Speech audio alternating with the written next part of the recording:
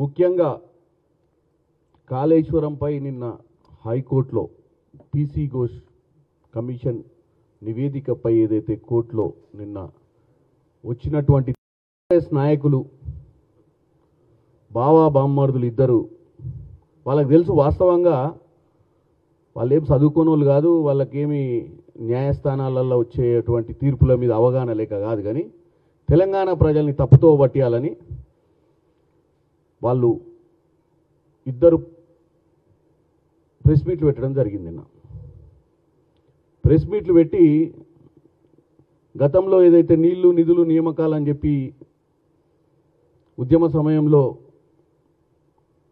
ప్రజల్ని తప్పుతో పట్టించి అధికారంలోకి వచ్చినటువంటి స్వింగ్లోకి మళ్ళీ వచ్చారు. వచ్చి కోర్టు తీర్పు ఏందనేది ప్రజలకు అర్థం కాకుండా అయిపోయింది.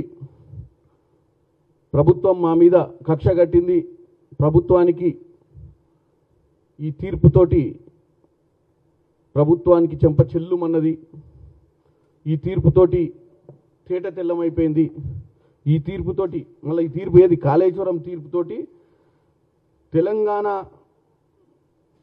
ప్రజలు మరియు రైతుల విజయం అని చెప్తారు. దేనికి తెలంగాణ ప్రజల విజయం ఇది, దేనికి రైతుల విజయం ఇది?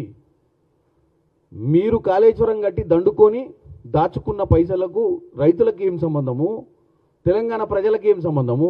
ఇవే సెంటిమెంట్ డైలాగులు. ఇట్లాంటివి కొట్టే ప్రజల్ని తప్పుతో పట్టియాలని చూస్తారు. అసలు తీర్పు ఏంది?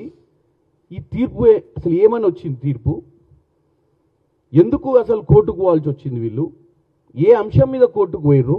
ఈ ఏ అంశాలు కూడా వాళ్ళు చెప్పకుండా అయిపోయింది, మా క్లీన్ చిట్ ఇచ్చేసింది, మేము అసలు కాళేశ్వరంలో స్కామే జరగలేదు, మంచి బ్రహ్మాండమైనటువంటి కాళేశ్వరం, ఏ 2 పిల్లర్లు ఊడిపోయినా ఏముంది, 100 ఏమన్నాడు కంపార్ట్మెంట్ ఏంది కాంపోనెంట్లు 100 కాంపోనెంట్స్ ఉన్నటువంటి ప్రాజెక్టు 2 కాంపోనెంట్లు పోతే ఏమవుతుందా అని చెప్పి హరీష్ రావు చెప్తాడు. అదే 2 పిల్లర్లు పోయినాయి అంటే 100 ఇష్యూస్ తోటి కూడినటువంటి ఇంత పెద్ద ప్రాజెక్టులా 2-3 పోయినాయని గతంలో ఒకసారి చెప్తా. అంటే నేను ముఖ్యాంశంలో పోకముందు నిన్న హరీష్ రావు గారు కేటీఆర్ గారు పడ్డ సంబరాల గురించి చెప్తా. కేసీఆర్ గారు ఏం చెప్పారు? కాళేశ్వరానికి మేడిగడ్డనే గుండెకాయ లాంటిదని చెప్పారు. మనిషికి గుండెకాయ ఎంత ఇంపార్టెంటో కాళేశ్వరం లాంటి ప్రాజెక్టుకు మేడిగడ్డ గుండెకాయే. మేడిగడ్డనే కుంగిపోయిన తర్వాత, మనిషికి గుండెకాయ ఆగిపోయిన తర్వాత అన్ని అవయాలు బాగుంటే ఏం లాభం? అసలు ప్రాజెక్ట్ కట్టిందే నీళ్ళన్నాడ డంప్ చేసి ఆ నుంచి వేరే దగ్గరికి పంప్ చేయనికి. నువ్వు అక్కడనే పిల్లర్లు కుంగిపోయిందంటే ప్రాజెక్టులా, ఇంకా ప్రాజెక్ట్ అంతా బ్రహ్మాండంగా ఉంది, ప్రాజెక్టులు ఎక్కడ తప్పిదాలు లేవు, ప్రాజెక్టు సూపర్ ప్రాజెక్టు, దీంట్లో అసలు తేడానే లేదు ఎక్కడ. మీరు అనవసరంగా దీన్ని రాద్ధాంతం చేస్తుర్రని చెప్పి తెలంగాణ ప్రజలకు నేను ఒక మనిషి ఎగ్జాంపుల్ చెప్పిన. కాళేశ్వరం ఒక మనిషి అయితే మేడారం ఒక గుండెకాయ. మనిషికి గుండెకాయ అయిపోతే ఏమవుతుంది? మనిషి ప్రాణం కోల్పోతాడు. ఈ కాళేశ్వరం ప్రాజెక్టులో కూడా కీలకమైన అంశం దగ్గర పిల్లర్లు కుంగిపోతే ఇంక ప్రాజెక్టులో నీళ్ళు ఎక్కడ పోస్తావు? అక్కడి నుంచి ఏడ తోడిపోస్తావు? 2 ఏళ్ల నుంచి మేము సమయం వేస్ట్ చేసినామని, 2 ఏళ్ల నుంచి కావాలనే మేము మేడిగడ్డల నీళ్లు నింపకుండా అక్కడ బాగు చేయకుండా కాదు ఎంతో 400-500 కోట్లు పెడితే అయిపోయేది, దానికి ఇంత రాద్ధాంతం ఎందుకు అంటారు వాళ్ళు సింపుల్గా. ఫస్ట్ ఆఫ్ ఆల్ మీరు ఏదైనా ప్రజలకు చెప్పేటప్పుడు క్లారిటీతో చెప్పండి. ఉంది కదా నోరు చెడాపెడా వాగితే చెల్లదు. నేషనల్ డ్యామ్ సేఫ్టీ అథారిటీ ఏం చెప్పింది? దాంట్లో నీళ్లు నింపితే ప్రమాదం ముంచుకొచ్చే పరిస్థితి ఉంది, దీంట్లో నీళ్లు నింపొద్దని చెప్పి నివేదికలు ఇచ్చింది. కాబట్టి కొట్టుకుపోయే అవకాశం ఉంది. ఎందుకంటే మీరు కట్టేటప్పుడే సరిగ్గా పట్టించుకోకుండా, అక్కడ ఉన్నటువంటి సాయిల్ టెస్ట్ చేయకుండా, అక్కడ ఉన్న పరిణామాలకు ధీటుగా కట్టే ప్రయత్నం చేయలేదు కాబట్టి అది కుంగిపోయిందని వాళ్ళు రిపోర్ట్లు ఇచ్చారు. మళ్ళీ నీళ్లు నింపితే ఏమైంది? మళ్ళీ కొట్టుకోపోతే ఎవరు మునిగిపోతారు? ఊర్లు మునిగిపోతాయి. దాన్ని పక్కన పెట్టి 2 ఏళ్ల నుంచి కాలయాపన చేసిర్రు. ఇక 2 ఏళ్ళు అయిపోయింది, ఇప్పుడన్నా బుద్ధి తెచ్చుకొని స్టార్ట్ చేయండి అంటే మాకు స్టార్ట్ చేయాలని ఇంట్రెస్ట్ ఉండదా? మాకు రైతులు బాగుండాలని ఇంట్రెస్ట్ ఉండదా? మాకు ప్రజలు మంచిగా ఉండాలని ఇంట్రెస్ట్ ఉండదా? మీరు చెప్తేనే మాకు తెలుస్తుందా ఏంది? మీరు కట్టిన ప్రాజెక్ట్ని మీరు ఏ విధంగా కట్టిరో తెలంగాణ ప్రజలు చూసిర్రు. ఇది ఎప్పుడు జరిగింది? అక్టోబర్ 2023. అంటే ఎవరు అధికారంలో ఉన్నప్పుడు? బీఆర్ఎస్ పార్టీ అధికారంలో ఉంది. మళ్ళీ అప్పుడు కుంగిపోయిన తెల్లారి వీళ్ళు పోలీస్ కేసులు కూడా పెట్టారు కాంగ్రెస్ పార్టీ మీద. అక్కడ పోలీస్ స్టేషన్లో, దగ్గరలో పోలీస్ స్టేషన్లో ఏమని? బాంబులు పెట్టి పేల్చిరని. అంటే అర్థం చేసుకోండి వీళ్ళ కథలు ఎట్లుంటాయో. తప్పించుకోనికి అయ్యాలా తెలంగాణ ప్రజల్ని పక్కతో పట్టించి ఎట్లన్నా 23 ఎన్నికలు బయటపడాలని ఒక వ్యూహం వేసిరు. కానీ తెలంగాణ ప్రజలు కళ్ళు తెరిచి వాస్తవాలు తెలుసుకురు కాబట్టి అలా బయటపడిపోయింది వారు. ముఖ్యంగా నిన్న జరిగినటువంటి తీర్పులో ఎక్కడ కూడా కాళేశ్వరం ప్రాజెక్టులో జరిగిన అవకతవకల మీద కానీ అందులో బాధ్యులు ఎవ్వరికి కూడా నిన్న క్లీన్ చిట్ ఇవ్వలేదు. దాంట్లో ఏం చెప్పారంటే ప్రభుత్వం జారీ చేసిన జీవో నెంబర్ 6 కొట్టివేయాలని వీళ్ళు పిటిషన్లు వేసుకురు. ఎవరు? బీఆర్ఎస్ పార్టీ వాళ్ళు. జీవో నెంబర్ 6 ద్వారా పీసీ ఘోష్ కమిషన్ ఏదైతే ఎంక్వైరీ చేయమని ఇచ్చిందో ఆ జీవోను కొట్టివేయాలని చెప్పి ఇదే బీఆర్ఎస్ పార్టీ నాయకులు హైకోర్టుని ఆశ్రయించారు. కానీ ఎక్కడ కూడా నిన్న తీర్పుల జ్యుడిషియల్ కమిషన్ ఏర్పాటును హైకోర్టు తప్పుపట్టలేదు. కమిషన్ నియామకాన్ని పూర్తిగా సమర్థించింది. అంటే గవర్నమెంట్ తీసుకున్నటువంటి నిర్ణయాన్ని కమిషన్ వేయాలనే దాన్ని తప్పుపట్టలే. వీళ్ళను నిర్దోషులని లేదు, వీళ్ళు తప్పు చేయలేదని తీర్పు చెప్పలేదు. ఏమని చెప్పిర్రు? 1952 సెక్షన్ 3 ప్రకారము జీవో ఎంఎస్ నెంబర్ 6 ద్వారా ఏర్పాటు చేసిన విచారణ కమిషన్ రాజ్యాంగబద్ధమేనని కోర్టు తీర్పిచ్చింది. పిటిషనర్లకు నిర్ణీత ఫార్మాట్ ప్రకారము నోటీసు ఇవ్వలేదన్న టెక్నికల్ అంశాన్ని తప్పుపట్టింది. ప్రొసీజరల్ ల్యాప్సెస్ అంటే నోటీసులు మీరు విచారణ చేయడం తప్పు కాదు, అవకతవకలు జరిగి ఉండొచ్చు, కానీ నోటీసులు సరి అయిన సమయానికి వాళ్ళకి ఇవ్వకపోవడము, వాళ్ళు దాన్ని అభ్యంతరం వ్యక్తం చేసిరు. కాబట్టి ఈ కమిషన్ ద్వారా వచ్చినటువంటి రిపోర్ట్ని ఆధారంగా చేసుకొని మీరు ఎటువంటి యాక్షన్ ఇమీడియట్గా తీసుకోవద్దని ఇచ్చింది. ఎందుకంటే వాళ్ళు ఆబ్జెక్ట్ చేసారు, మాకు సరైన సమయం ఇవ్వలేదు, మేము చెప్పుకోలేకపోయినాము, మేము వాస్తవాలు చెప్పడానికి కూడా మాకు వాళ్ళ దగ్గర ఏమున్నాయో నివేదికలు మాకు పేపర్లు టైంకి ఇవ్వలేదన్న ఒక అంశాన్ని చెప్తే కోర్టు ఏమన్నదంటే సరే వాళ్ళకి ఏదో అభ్యంతరం ఉంది కదా, వాళ్ళు ఏదో మాకు ప్రాపర్ ప్రొసీజరల్ ల్యాప్సెస్ ఉన్నాయి, మాకు సరైన సమయానికి ఇవ్వలేదు కాబట్టి కాగితాలు ఇవ్వలేదు, మేము సరైన సమాధానం ఇవ్వలేదు కాబట్టి దీని మీద వాళ్ళే తుది రిపోర్ట్లు ఫైనల్ చేసారు, మమ్మల్ని పట్టించుకోలేదని ఒక వీళ్ళు అభ్యర్థించుకుంటే దాని మీద ఈ యొక్క తీర్పు వచ్చింది. ఈ తీర్పులు ఏముందని చెప్పి మీరు ఆనందపడుతురో చెప్పండి అబ్బా. మొత్తానికి బాబా అమ్మడులు ఇద్దరు కలిసి జబ్బలు జారేసుకొని నిన్న మొత్తం తీన్మార్ డ్యాన్స్లు వేయాల్సినంత గొప్ప తీర్పు ఏంది చెప్పిందా అంటే దీంట్లో క్లీన్ చిట్ ఇచ్చిరా. దీనికంటే ముందే మీరు చూసినట్టయితే NDSA national dam safety authority కూడా బ్యారేజ్ల కుంగుబాటుకు దారితీసిన కారణాలు, డిజైన్లు, నిర్మాణం, నిర్వహణ లోపాలపై తమ ప్రాథమిక నివేదికను బీఆర్ఎస్ హయాంలోనే సమర్పించింది. వాస్తవంగా అంటే వీళ్ళు కట్టేది తప్పు, వీళ్ళు ఏమాత్రం డిజైన్లు కానీ నిర్మాణం కానీ ఆలోచించి ఇంజనీర్లతో సంప్రదించి సరి అయినటువంటి తొందరపాటుతో చేయాలన్న ఉద్దేశంతో చేసి. ఎందుకు తొందరపాటుతో చేసిరంటే మీకు చెప్తా. వాస్తవంగా కేసీఆర్ గారికి బ్రాండ్ కావాలని ఉండే, ఏది తెలంగాణకు నేను కట్టిందే బ్రాండ్ కావాలని. సరే నేనున్నంత కాలంలో ఏదో ఒకటి చేయాలన్న ఉద్దేశంతో ఈ కాళేశ్వరం అనే ప్రాజెక్ట్ని టేకప్ చేసిండు. యాక్చువల్లీ ఇది కాళేశ్వరం కాదు, దీని పేరు ప్రాణహిత చేవెళ్ళ. ఈ ప్రాణహిత చేవెళ్ళ అనేది కాంగ్రెస్ హయాంలో రాజశేఖర రెడ్డి గారు తీసుకొచ్చినటువంటి పెట్ ప్రాజెక్ట్. దీన్ని హైజాక్ చేసి ఏదో రాత్రిపూట ఫామ్ హౌస్లో వండుకొని ఏదో చంద్రుని చూసుకుంటామన్నాడో చుక్కలు చూసుకుంటామన్నాడో కానీ ఏదో ఉపాయం వచ్చింది, దీన్ని ఇట్లా కట్టి ఇక్కడ తీసుకొస్తే చాలా నీళ్ళు వస్తే ఈ నుంచి ఇట్లా పంపు చేద్దామని చెప్పి ఆయనే రాత్రి విశ్వేశ్వరయ్య అయ్యిండు. అయ్యి మ్యాపులు తెప్పించుకొని మ్యాప్లనే చూసుకుంటా పైనుంచి ఇగో గీడ కట్టుర్రి, గీ నుంచి గీడికి పోయాలి, అవసరమైతే పంపులు పెట్టుర్రి.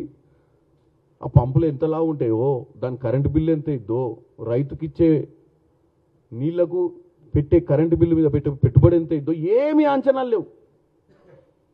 గ్రావిటీ ఉందా లేదా, ఎంత ఎత్తు మీద కడుతున్నాం ప్రాజెక్టు, ఎన్ని లిఫ్ట్లు పెట్టాల్సి వస్తుంది, ఏం లేదు. బ్రాండ్ నిన్న చెప్తుండు, ఇది నేను చెప్పలే, కేటీఆర్ గారే చెప్పిర్రు, కాళేశ్వరం ప్రాజెక్టు కేసీఆర్ బ్రాండ్ అని చెప్తుండు నిన్న ప్రెస్ మీట్లో. మీరు బ్రాండ్లు చేసుకోనికే, మీరు మీ చరిత్రను తిరగరాసుకోనికే మీరు తెలంగాణ ప్రజలు మిమ్మల్ని ముఖ్యమంత్రి చేసిరా. లక్షల కొద్ది రూపాయలు ఖర్చు పెట్టి మీరు బ్రాండింగ్ చేసుకుంటారా? బ్రాండ్ కావాలంటే ఎల్వీ షర్టో ఎల్వీ షూజో కొనుక్కొని పోతే ప్యారిస్కి పోయో ఎన్నో పోయి కొనుక్కొచ్చుకుంటే బ్రాండ్ అవుతావు. నువ్వే బ్రాండ్ కావాలనుకోవడం, ఈ కాళేశ్వరం కట్టుడు అనేది ఎంత పెద్ద పొరపాటు. ఇవాళ ఏమంటాడు, అదే బ్రాండ్ అంటున్నావు కదా, మరి దక్షిణ తెలంగాణలో కాంగ్రెస్ పార్టీ హయాంలో కట్టిన పెండింగ్ ప్రాజెక్టుల కోసం 10,000 కోట్లు ఖర్చు పెట్టుంటే 5 లక్షల ఎకరాలకు నీళ్లు పారేది. కానీ ఇంట్రెస్ట్ లేదు.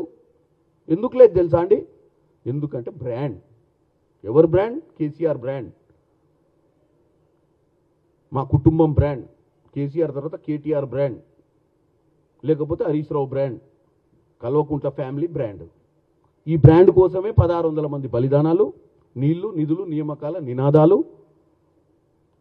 కట్టెడు అబద్ధాలు, పిట్టల దొర పిట్ట కథలు, ఇన్ని చెప్పి మళ్ళీ నిన్న వచ్చిండు. నిన్న మళ్ళీ మొదటికి అందుకుండు, నిన్న కొద్దిగా ఛార్జింగ్ వేయండు కొద్దిగా చాలా రోజుల తర్వాత. ఇక వచ్చిన, ఇక చూస్తా, ఇక చేస్తా, ఇక లేస్తుంది వస్తుంది అంటుండే. ఏందో ఆయన, ఏందా వచ్చేది? మొత్తం సచ్చేదాకా దీన్ని చంపిపోతుంది తెలంగాణ 8 లక్షల కోట్లు అప్పు చేసి. ఇక నువ్వు వచ్చేదేంది, అది లేచేదేంది, నీ ఏమట్టి వచ్చేదేంది? ఇక నువ్వు లేచినావు కదా, నీకు నీకు నీకు నిన్నమన్న ఆరోగ్యమైన కుదుట పడ్డట్టుంది. ఇక నీకు నీకు నీకు మూమెంట్ రాగానే అందరికి మూమెంట్ రావాలని నువ్వు వచ్చాడు చౌరస్తాల జీవన్ రెడ్డి గారిని ఛార్జింగ్ చేద్దామని వచ్చినావు. ఇకపోతే హరీష్ రావు గారు ఇప్పటికే 2.5 విలువైన సమయాన్ని వేస్ట్ చేసినామంట. అంటే ఎన్డీఎస్సీ రిపోర్ట్ ప్రకారం పట్టించుకోకుండా మళ్ళీ నీళ్లు నింపి మళ్ళీ అదే కొట్టుకుపోయేటట్టు చేసి ఆగం చేయాలనా? హరీష్ రావు గారు నీ ఉద్దేశం ఏంది? మేము కేసీఆర్ నాయకత్వంలో రాటుదేలిన ఉద్యమకారులట ఇల్లు. మీరు ఎంత రాటుదేలిరో మాకు బాగా తెలుసు నాయన. మనకు ఒక నిక్ నేమ్ కూడా ఉంది, అగ్గిపెట్టి అని. మనం ఎంత రాటుదేలిన ఉద్యమకారులమో, ఉద్యమ సమయంలో మన యాక్షన్ ఏందో, మన రియాక్షన్స్ ఏందో. మీరు రాటుదేలిన దోపిడీదారులు, దోచుకొని దాచుకున్నటువంటి తత్వం ఉన్న వాళ్ళు. మీరు 100% మీకు ఆ బ్రాండ్కు, కేసీఆర్ బ్రాండ్ అంటేనే ఈ మిగులు రాష్ట్రాన్ని అప్పుల రాష్ట్రం చేసి ఇలా ప్రజల్ని కన్ఫ్యూజ్ చేస్తూ ఈ ప్రభుత్వం చేస్తున్నటువంటి పథకాలను కానీ ఈ ప్రభుత్వం ఎందుకు చేయలేకపోతుందని చెప్పే ప్రయత్నం చేసినా కానీ మీరు రోజుకు 3 ప్రెస్ మీట్లు పెడుతున్నారు. ఎందుకు?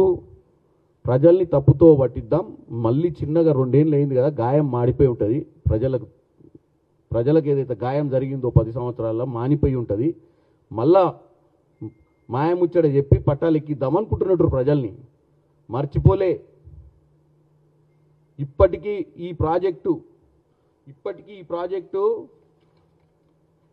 2 ఏళ్ళు ఈ ప్రాజెక్టు నుంచి చుక్క నీరు అందలేదు. ప్రతి ఏడాది ఈ ప్రాజెక్టు పేరిట ప్రభుత్వం రూపాయలు 15,000 కోట్ల నుంచి 20,000 కోట్ల వరకు అప్పులు, వడ్డీలు భరిస్తుంది. ఈ ప్రాజెక్టు వల్ల ఎకరం భూమికి కూడా నీళ్ళు అందకున్నా ఈ ప్రాజెక్టు చేసిన అప్పులు కూడా ఎట్లా చేసిరు అనుకుంటారు వీళ్ళు? కాళేశ్వరం పేరు మీద ఒక కార్పొరేషన్ ఓపెన్ చేసి 12%గా వడ్డీలు తెచ్చిరు వీళ్ళు. ఎవనయ్యే జాగిరా కట్టేది? అంటే నువ్వు నీ ఇంట్లోకి నువ్వు ఇల్లు కట్టుకున్నావు, నువ్వు అప్పు తెచ్చినావు అంటే అది నీ ఇల్లు నువ్వు కట్టుకోవాలి, లేకపోతే ఇల్లు జప్తు అయింది. నీ అధికారం పర్మనెంట్ కాదు. నువ్వు ఎప్పటికీ రాష్ట్రానికి నిజాం నవాబు కాదు. నీకు ఇచ్చిన కాల పరిధి 5 సంవత్సరాలు. వచ్చే 5 సంవత్సరాలు నువ్వు అధికారం ఉంటావో లేదో తెలియకుండా నువ్వు కార్పొరేషన్ పెట్టి, కార్పొరేషన్ ద్వారా 12%. నాకు తెలుసు చాలామంది ఏం చేస్తారో ప్రజలకు అర్థమయ్యేటట్టు చెప్తారు. నార్మల్గా కొంతమందికి లోన్లు రావు. ఎందుకు రావంటే ఆ క్రెడిట్ రేటింగ్ ఏదో బాగుండదు. అప్పుడు ఏం చేస్తారో ప్రైవేట్ వాడు వచ్చి ₹3 మిత్తి అంటే 36% కారు ఇప్పిస్తాడు నీకు. నువ్వు అయ్యాల కారు కొనాలన్న ఆనందంలో కొంటావు. తర్వాత కారు పోద్ది, తర్వాత మనకున్న ఇల్లు గుల్ల ఇద్ది. సేమ్ తెలంగాణ పరిస్థితి గట్లనే చేసిండు. ఎక్కడి నుంచి అప్పు పుట్టకపోతే కార్పొరేషన్ తయారు చేసి దాని పేరు మీద 12 అంటే ఎక్కువ పర్సెంటేజ్, ఇప్పుడు యాక్చువల్ 2% 3%కి లోన్లు వస్తాయి ప్రభుత్వాలు తీసుకుంటప్పుడు. సంవత్సరానికి 2% 3%, నెలకు కాదు. ఏది వరల్డ్ బ్యాంకులు ఇస్తాయి, మనం ప్రగతి చెందుతున్నామంటే ఏదో స్కీమ్లు ఇస్తాయి, అవన్నీ లేవు. మనం పోయి ప్రధానమంత్రిని బతలాడుడింది, మనం పోయి వరల్డ్ బ్యాంక్, మనమే ఇంత రిచ్ స్టేటు అని దాచుకొని ఇట్లా కూడా దొబ్బిపోయినటువంటి పరిస్థితి. మళ్ళీ ప్రాజెక్ట్ కూడా ఎన్ని రోజులలో కట్టాలి? 2-3 ఏళ్లలో కట్టాలి. ఎందుకంటే మళ్ళీ బ్రాండ్ మనం ఉండము తర్వాత ఈ లోపే కట్టేయాలి, ఓపెనింగ్ నేను చేయాలన్న ఉద్దేశంతో ఈ ప్రాజెక్ట్ ఈ దౌర్భాగ్య పరిస్థితికి వచ్చింది. పోనీ కాంగ్రెస్ పార్టీ హయాంలో కట్టిరు నాగార్జున సాగర్, మరి 2-3 కాళ్ళు అయితే కుంగలేదు కదా ఇప్పటిదాకా. ఎన్నేళ్ళైంది? శ్రీశైలం కట్టేళ్ళైంది, నాగార్జున సాగర్ కట్టేళ్ళైంది. మరి ఎందుకు 2-3 సరే ప్రాజెక్ట్ 2-3 గుంగితే సరిపోయాయి కదా. సాగర్లో 22-23 గేట్లు ఉన్నట్టున్నాయి, ఓ 3-4 గేట్లు గుంగి 26 గేట్లు ఉన్నాయి, ఓ 3-4 గుంగలేదు ఎందుకు మరి? అలా కట్టిన వాళ్ళకి ఏమన్నా వేరే అప్పుడేమన్నా సిమెంట్ తోటి కట్టిరా, దేనితో కట్టిరు? మీరు దేనితో కట్టిరా, వాళ్ళు దేనితో కట్టిరు? అన్ని లెక్కలు ఎట్లా తేడా వచ్చినాయంటే గూగుల్ మ్యాప్లు చూసి నువ్వు ప్రాజెక్ట్ కట్టడం వల్లనే ఎక్కడ కట్టినావు, ఎందుకు కట్టినావు, కింద సాయిల్ ఏంది, దాంట్లో ఏం పరిణామాలు తీసుకోవాలి, ఎంత లోతుకు పైల్స్ చేయాలని చూడకుండానే. ఎందుకంటే నేనేం ఇంజనీర్ని కాదు నీ లెక్క, కాకపోతే నాకు ఉన్న మిడిమిడి జ్ఞానంతో కామన్ మ్యాన్కి అర్థమయ్యేటట్టు చెప్తున్నా, సామాన్యునికి అర్థమయ్యేటట్టు. కాబట్టి నేను ఒక్కటే చెప్తున్నా, హరీష్ రావు గారికి, కేటీఆర్ గారికి ఈ సంబరాలు ఎందుకు చేసుకుంటున్నారో చెప్పాల్సిన అవసరం వచ్చి ఈరోజు వచ్చిన. నిన్న నేను పొద్దున క్లియర్గా చెప్పిన తీర్పు వచ్చినాక. ఇప్పుడు ఈ తీర్పును మొత్తం చదివిన ఏమొచ్చింది ఈ తీర్పులు అని. ఈ తీర్పులు ఏం రాలే, దీంతో సిబిఐ ఎంక్వైరీ ఆపమని రాలే. ఈ తీర్పును ఏ ఎంక్వైరీ చేయొద్దని రాయాలి. ఇక నుంచి మీరు క్లీన్ చిట్టు, కాళేశ్వరం తెరువు, మీరు ఎవరు పోవద్దు, కాళేశ్వరం మంచిగా గట్టినా కూలిపోయినా మంచిగా ఉన్నా వీళ్ళని ఏం ముట్టుకోవద్దని తీర్పు చెప్పలే. కేవలం ప్రొసీజర్ ల్యాప్సెస్ ఉన్నాయి, వాళ్ళకి నోటీసులు సరిగ్గా అందలేదు. కాబట్టి ఇప్పుడు దీన్ని మీరు వాళ్ళు ఇప్పుడున్నటువంటి నివేదిక మీద వాళ్ళ మీద యాక్షన్ తీసుకోకుండా టెంపరీ రిలీఫ్ ఇచ్చిర్రు. ఇంత మాత్రాన ఇప్పుడు ప్రభుత్వం వదిలేస్తుందని కాదు, ఈ ప్రభుత్వానికి చేత కాదని కాదు. డెఫినెట్గా బీజేపీ నాయకులకు కూడా చెప్తున్నా, ఇవాళ చూస్తున్నా వాళ్ళు మొత్తం ముగ్గురు వచ్చిర్రు.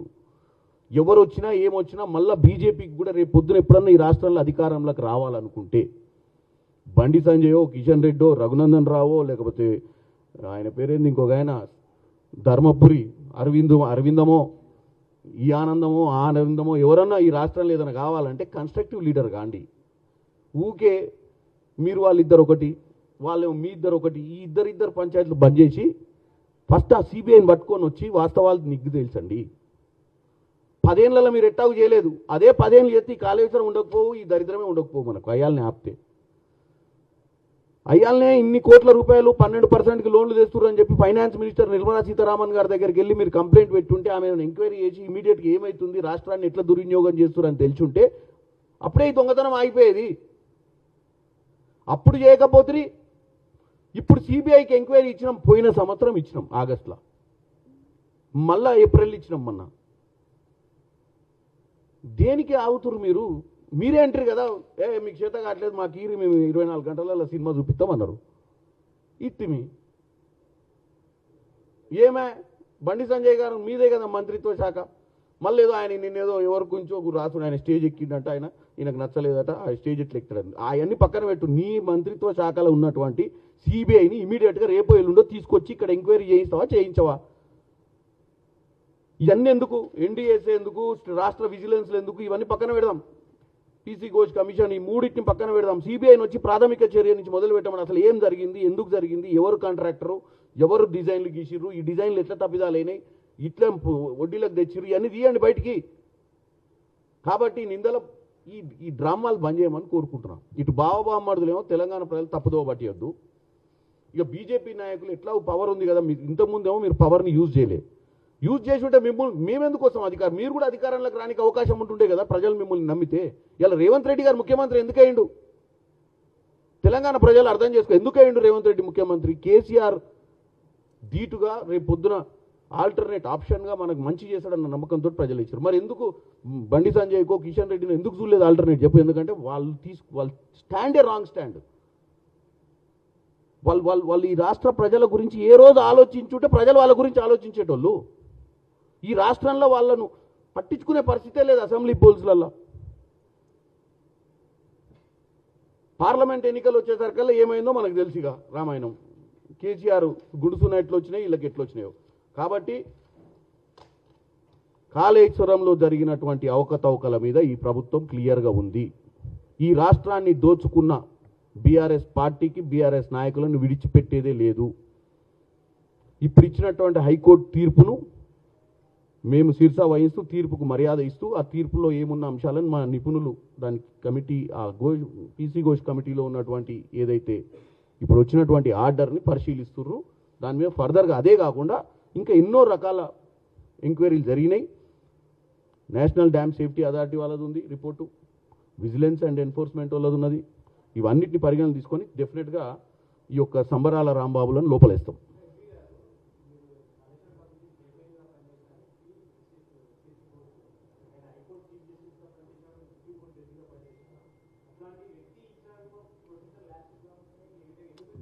ఏమైతుంది అంటే కొన్నిసార్లు వీళ్ళు కావాలని ఇప్పుడు దొంగలకు 100 రూపాయలు ఉంటాయి. నాకు టైంకి కాగితాలు అందలేదని కాగితం వేసిండు. అందిందా అందలేదా సెకండరీ, అందలేదన్నారు కాబట్టి ఇప్పుడు ప్రస్తుతం అందలేదంటారు కాబట్టి వాళ్ళ మీద వచ్చిన రిపోర్ట్ని కొద్దిగా పెండింగ్ పెట్టమని చెప్పారు. ఏముంది, నీకేముంది, నాకు నీ ఇంటికాడ కాగితాలు ఇచ్చిపోయినా నాకు ముట్టలేదని నువ్వు అంటే ఏముంటుంది? అదంతా ఎంక్వైరీ చేసావు, అసలు బయటకు వస్తాయి. వీళ్ళకు 8B ప్రకారము వాళ్ళకి ఏదో నోటీసులు అందలేదని ఏదైతే అంటుర్రో, మా వరకు తెలిసి అయితే మేము ఇప్పుడు ఏమంటారు వాళ్ళు, మాకు గడువు సరైన గడువు ఇవ్వలేదని. మాకు సరైన గడువు ఇవ్వలేదు, గడువు ఇచ్చుంటే మేము వాటన్నిటికీ సమాధానాలు ఇచ్చేటోళ్ళం. మా సమాధానాలను సరిగ్గా పరిగణనలోకి తీసుకోకుండానే కమిషన్ నిర్ధారణకు వచ్చింది. ఆ నిర్ధారణను మీరు తీసుకోవద్దు పరిగణనలోకి అని వాళ్ళు హైకోర్టుకు పోయారు. హైకోర్టు అనేది ఏముంటుంది, కోర్టులు నార్మల్గా అందరికీ అవకాశాలు ఇస్తుంటాయి. స్టే ఆర్డర్లు తెచ్చుకోవడం ఏముంది? వెళ్తాం 100%. మా న్యాయ నిపుణులు దీని మీద చర్చ చేస్తారు. మేమేం వదిలిపెట్టాం. దీంతో వాళ్ళు ఏమి సంబరాలు చేసుకో